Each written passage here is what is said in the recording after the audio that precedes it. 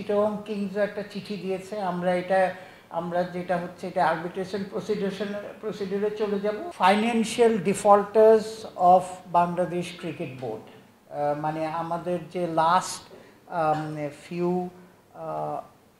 BPL হয়েছে সেখানে কিন্তু আমাদের একটা লিস্ট হয়েছে যেখানে ফ্র্যাঞ্চাইজি টিম, স্পন্সর্স, এরা ক্রিকেট বোর্ডকে আমাদের যেভাবে মানে ধরেন স্পন্সর করেছে, পেমেন্ট কিছু বাকি আছে, ফ্র্যাঞ্চাইজি টিমের যে টাকাটা দেওয়ার কথা ছিল দেয়নি, সো এগুলির একটা ডিফল্ট লিস্ট করা হচ্ছে।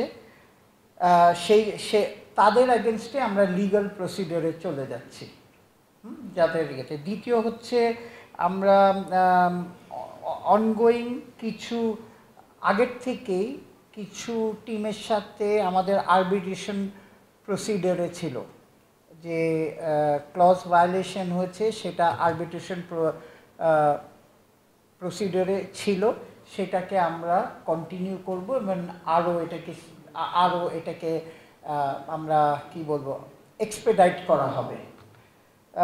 তারপরে হচ্ছে আপনার সেম এখান থেকে যে ডিসিশন আসবে সেই ডিসিশনে আমরা ফলো করব।